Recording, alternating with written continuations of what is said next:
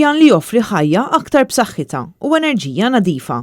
Huwa dan il-pjan tal-enerġija li ppreżenta l-kap tal-Partit Nazzjonalista Bernard Grech f'konferenza tal-aħbarijiet illi saret il-ħamis filgħodu bis-sem tad-Deputat Nazzjonalista Ryan Kallus. Il-pjan tal-enerġija ibbażat fuq 6 pilastri se jitpoġġa għal konsultazzjoni pubblika, inkluż mal-korpi kostitwiti.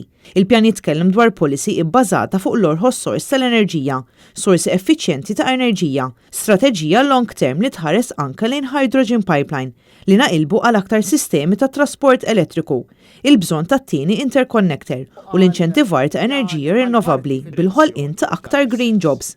Lesti li nisimgħu l-opinjoni ta' kulħadd, l-opinjoni tagħkom għalina hija importanti u għalhekk aħna konvinti li magħkom u permezz tagħkom nistgħu ntejbu dan il-pjan biex tassew igawdi kulħadd.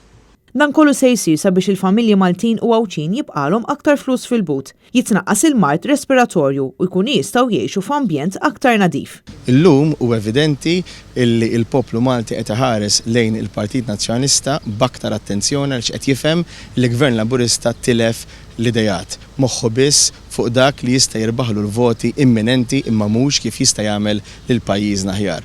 U allura aħna għandna obbligu kuljum li nibqgħu naħdmu ma għandna obbligu wkoll li fil-ġimgħat li ġejjin inkomplu nuru kif għamilna llum fejn irridu mmorru, x'inhuma l-viżjoni, nuru wkoll lin-nies ix-xogħol li qegħdin nagħmlu li ma jkunx qed jidher ma allura meta nwasluh lin-nies kunu qegħdin nurruhom li aħna iva tassew nistgħu nkunu gvern alternattiv. Bernard Grech qal li s-6 pilastri huma bbażati fuq pjan ta' 30 sena, viżjoni illi toffri futur